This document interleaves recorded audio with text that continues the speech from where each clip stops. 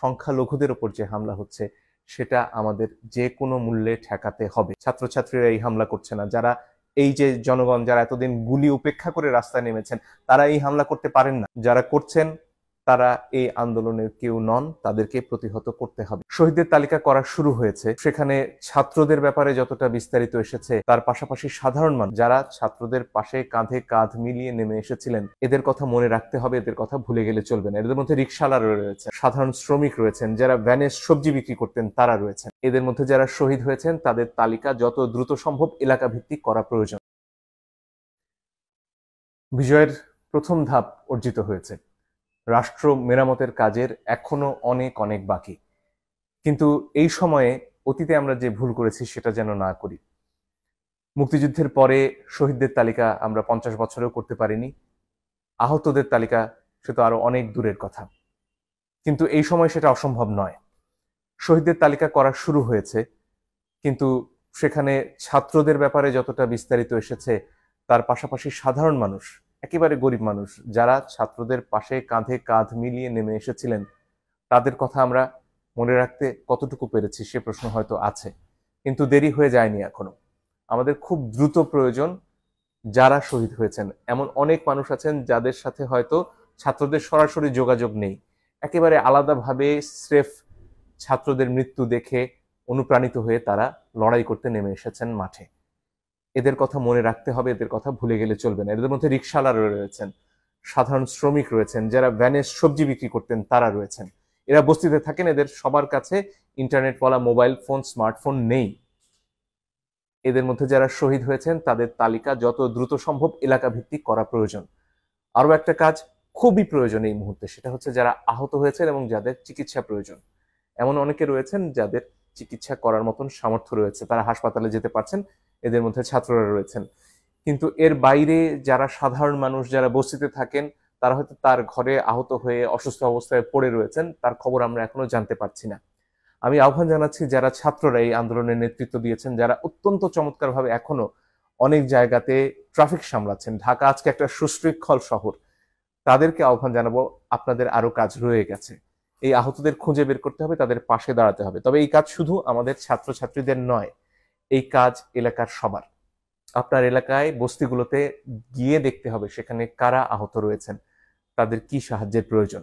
সাহায্য আপনারা একা করতে পারবেন না, তার জন্য সবাইকে এগিয়ে আসতে হবে এবং অনেক জায়গা থেকে দেশ বিদেশ থেকে মানুষরা সাহায্যের জন্য অর্থ সাহায্য করতে এগিয়ে আসতে চাইছেন, কিন্তু তারা কিভাবে এই টাকা পৌঁছবেন তার জন্য যেমন একটা কেন্দ্রীয় ব্যবস্থা প্রয়োজন, স্থানীয় ব্যবস্থাও করা যেতে পারে।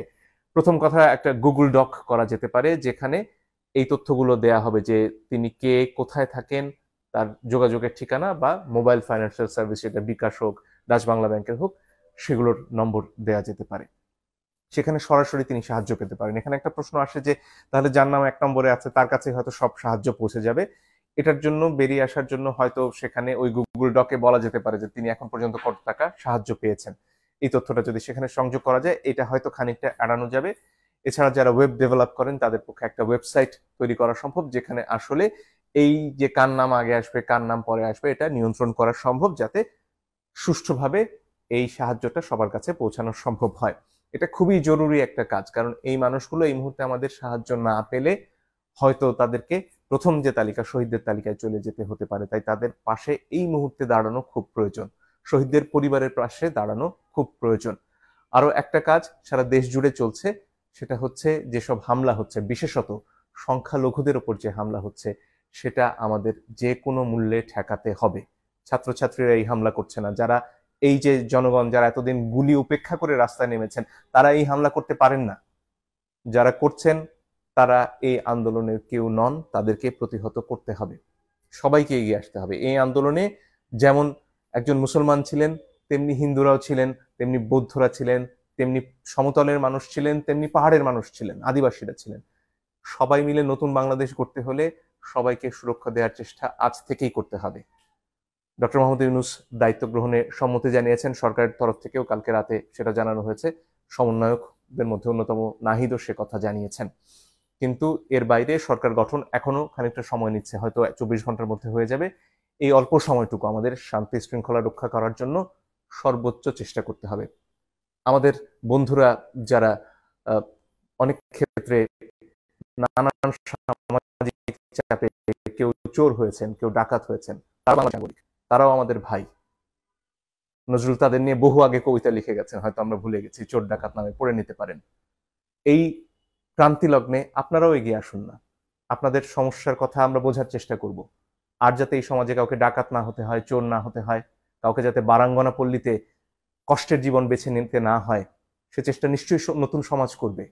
আজকে যারা অনেক চাপে পড়ে আজকে চুরির পেশায় চলে গেছেন, কেউ পকেট মেরেছেন, হয়তো অনেক ক্ষেত্রে গণধোলাই খেতে হয়েছে আপনাদের, এই সমস্যাগুলো থেকে যাতে সবাইকে এক জায়গায় নিয়ে আসা যায় সে চেষ্টাও আমরা করতে চাই।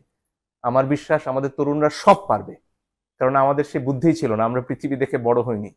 আমাদের তরুণরা আজকে এমন এক সব পেশার কথা বলে যেগুলো আমরা বুড়োরা বুঝতেই পারি না। অনেকক্ষণ ধরে বুঝতে হয় বাবা তুমি কি কাজ করো, এবং তারা ঘরে বসে বৈদেশিক মুদ্রা আয় করে। ফলে এই তারুণ্য সব পারবে বলেই আমি বিশ্বাস করি, কিন্তু তাদের পাশে দাঁড়াতে হবে আমাদের সবাইকে।